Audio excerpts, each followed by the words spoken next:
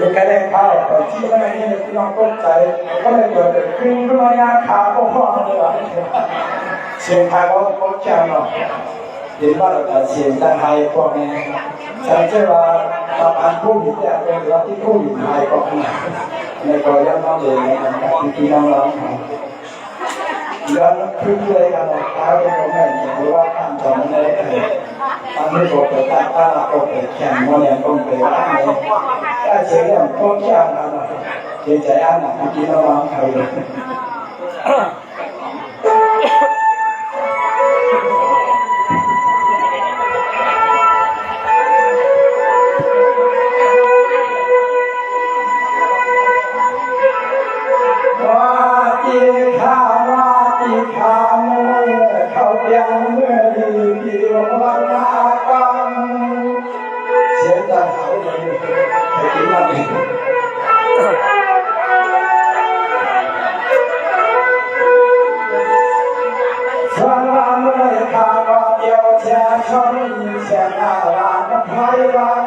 ในวันในแย่สักแค่ก็เป็นที่ยิ้มในรักที่งานยาตามไปนับวันทำสาขาตามร้อยเป็นสาวสังใหญ่น้อย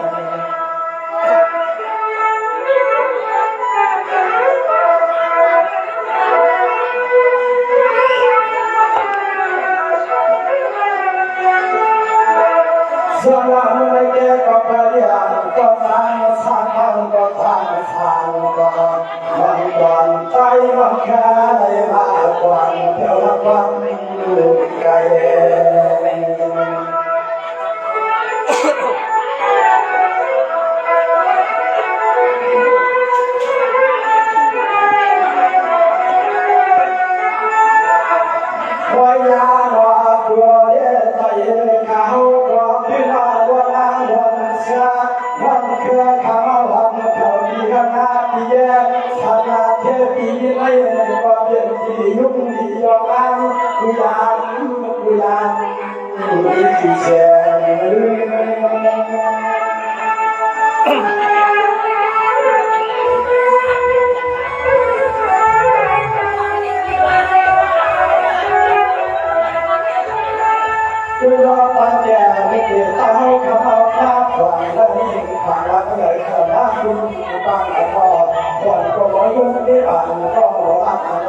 ตาที่ป้าน้องตาเชียงตา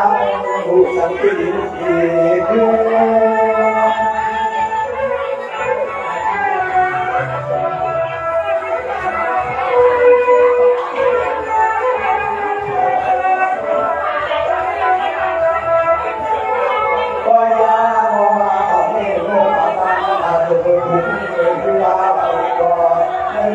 สุขกับชาวบ้านหลงย่างหน้าหลงย่างไม่ร้อนเถิดยังดียังจุดดับเกิดยังมีกับชนคนอาตัวเล็กให้กว่าจุดดับตัวเล็กให้กว่าจุดดับ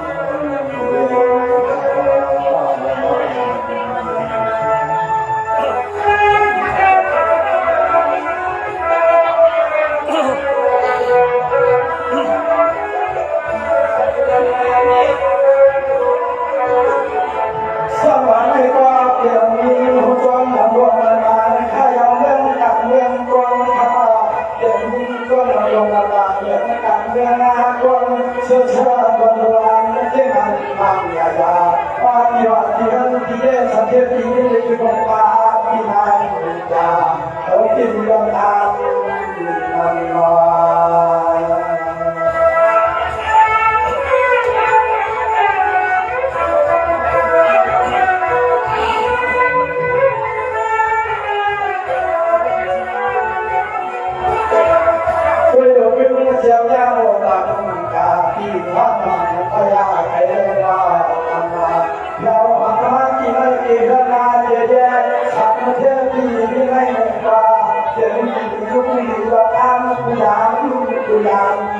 แต่หาเสื้อขวดน้ำฟังขวดน้ำฟัง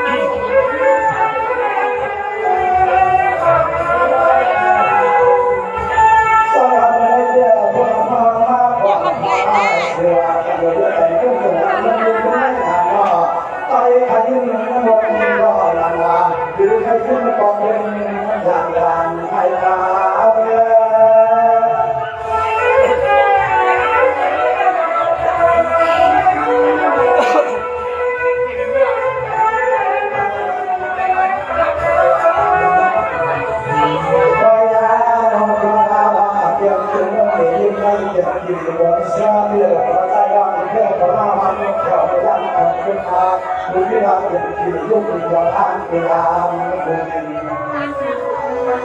หลายขันต่อชดโบราณก็บอกเนี่ยไอ้วานใจชื่อวานบ้านชื่อ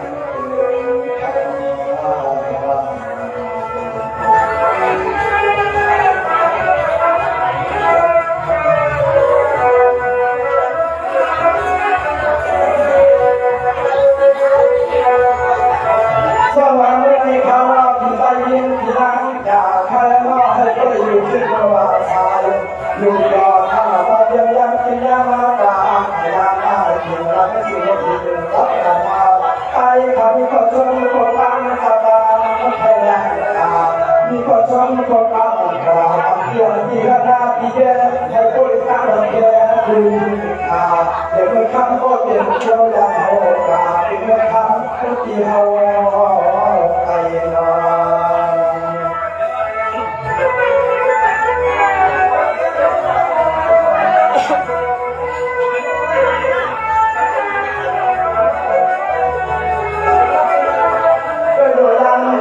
ที่มาขาดลงเมื่อครั้งที่ยิ่งก็เจ็บก็หอบเมื่อขาดโดนหน้าโดนความแต่งรุ่งว่าความไอ้ไง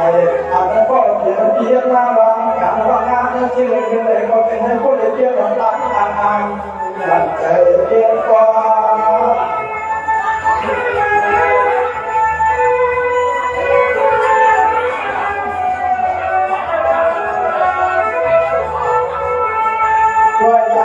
ดูแลตัวนาแต่ตัวนาฟ้าสังคมว่าเป็นที่วิลาเอ๋โหเอ๋วิลาเอ๋โคตรก้าวว่าที่องค์พระที่องค์ที่ลานาอาปังเอ๋ปังอาที่รักษาที่เดียวเอ๋ก็จะเป็นคนเทวดาเข้าดานสายคำที่ประชดประทานเลยสื่อปัญญา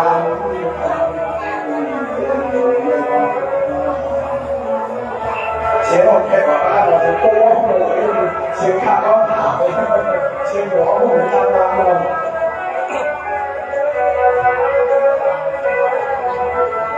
สมัยก่อนที่ไปยิงนาที่นาจากใครว่าที่ไปยิงนาจากใครน้อยก็เลยอยู่ว่าเป็นสายว่าเกิดขนาดนั้นเอาในกลางมาเป็นให้ก็อยู่ว่าเป็นสายว่าเกิดใจน้องเชื่อใจน้องแค่ตรงนี้ก็ชอบทุกคนมาตอนเชื่อกันยังไม่พอบ้านมาเป็นยังไงเนาะ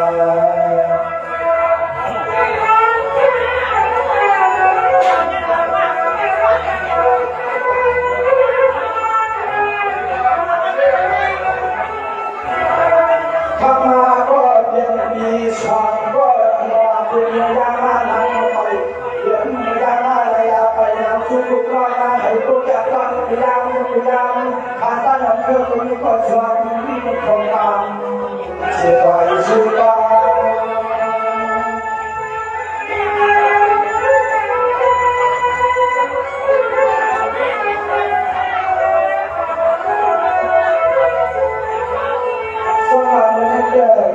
ที่น่าจะใครว่าเป็นชื่อชาติว่าเป็นชื่อชาติก็ฟังเพียงนี้ก็ว่าเพิ่งจะเจอวันข้อทางที่จะเรียนว่า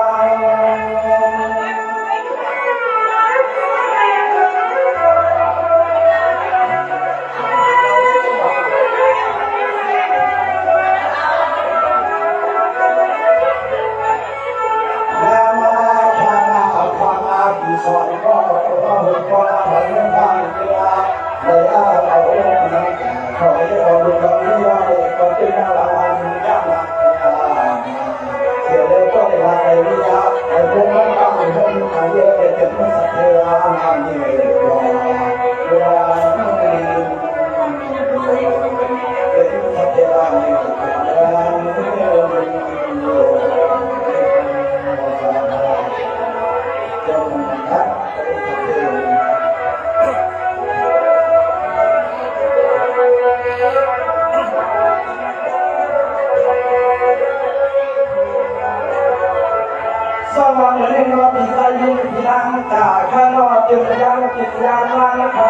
ให้กูที่ฟังตัดที่คอยมายังพอเรียนเรียนก็ได้ให้กูเชื่อว่าเงินตายาที่ไหนมามาขึ้นให้ที่มีเสียคำคำมีเงินขบังกูหมดอาลา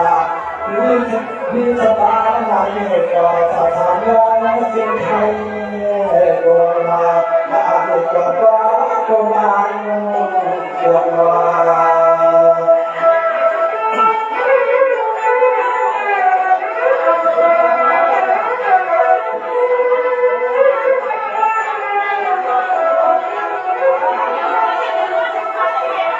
สวรรค์ก็ว่าไม่ได้มาลาคำว่าให้ก็อยู่ถึงได้อยู่สายกับก็อาไปโยนนั่นเด้อไม่ผ่านก็ผ่านไม่ได้อาไปเที่ยวผ่านเที่ยวควันโดนอะไรไม่ก็เลยก็กลัวมาสามเช้าเที่ยงเที่ยก็เป็นที่ไหนให้ถึงให้ก็ได้ทำมาตั้งเชื่อให้ก็ได้มีคนมารับเชิญอดสวยวันเชื่อ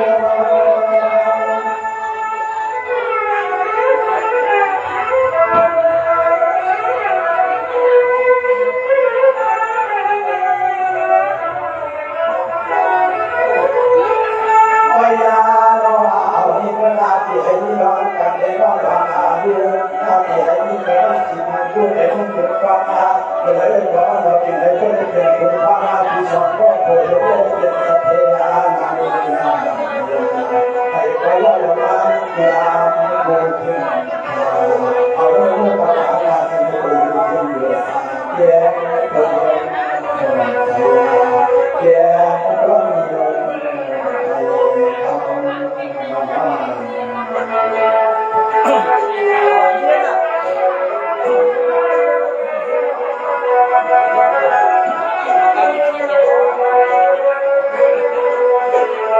สวัสดิ์ไม่ขาดก็เจริญธรรมก็เจริญญาโมตกาปีอามาตายเจ้าหัวหน้าที่ได้ยืนหน้าเกยบริษัทเทียมที่ดินในวันในวันจักรวาลนักธรรมก็ต่อไม่อาจรู้ใจคนก็กระทำเราเถิดแต่ก็อินยอมมามันเหมือนพระพุทธอันลอย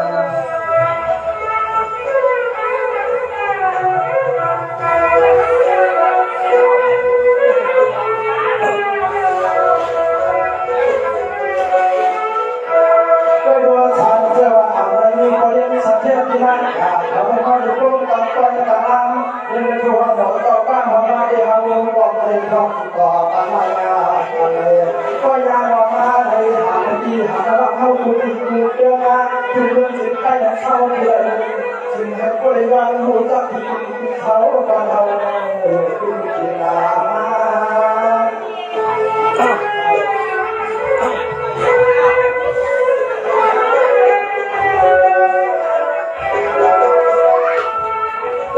เขาก็ยังมันช่างรอตามว่าลายทางไอ้ที่น้ำมันไอ้เขาก็สวนว่าไม่เกี่ยวไม่มาต่อวันนี้ก็ยังก็เลยก็มาถึงทางเพียงก็เต่าควายตา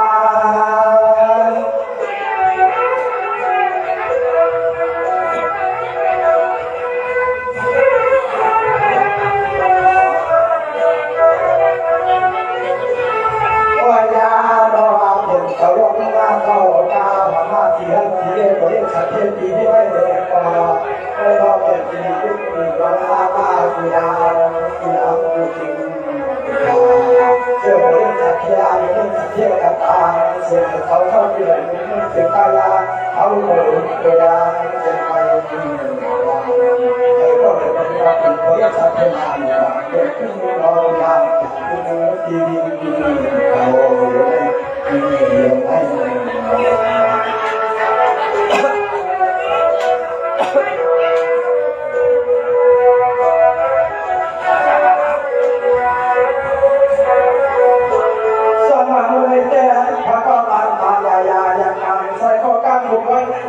ได้ผ่านต้องเชื่อร้อยเราไปรับอาการไปห้ามไปใหญ่ไปใส่กระทรวงเจ้า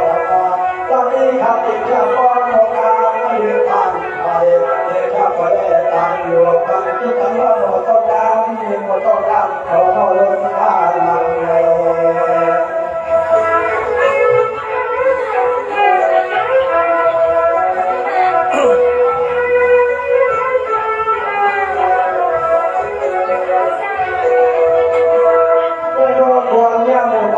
ที่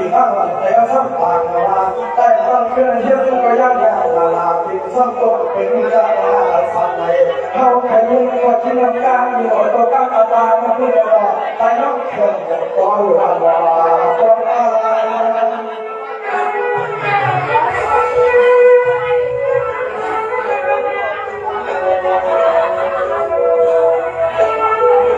ข้าก็พูดอย่างเช่นนั้นข้าหน้าผู้เล่าเด็กก็ดวงใจผู้ขอคำเจ้าหน้าที่รักษาแทนก็ไม่น่าตัวมินสันมาอยู่บ้านคำกับพ่อว่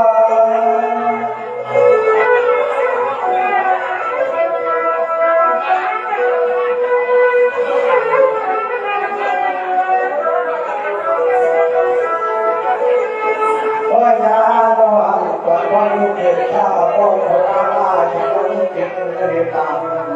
ข้าเลยเชื่อที่ได้บ้านที่หนูข้าขอรู้สักเที่ยวดีไม่ดีมาขอรู้เขามีให้เป็นคนเดียวเพื่อต้องการทำงานที่พ่อเก็บใจรอเพื่อต้องการทำงานที่พ่อเก็บใจทำเราละยิ่งเจออะไรก็ได้ไปสิ่งที่ตัวอะไรก็รู้สักเที่ยวดีไม่ดีนะไม่สุขละเรื่องสิ่งตรงนี้นะครับไม่ถูกนะก็ไปตรงนี้ก็ได้พี่น้องเขาใครย้อนบ้างก็ได้ใครแค่สู้ใครย้อนบ้างใครยึดถอดเสียงบ้างก็ได้ก็ย้อนมาอะไรคะในการใครวันนั้นจำยังก็ได้ก็ยืดอีกเป็นครับตัวเดียวครับ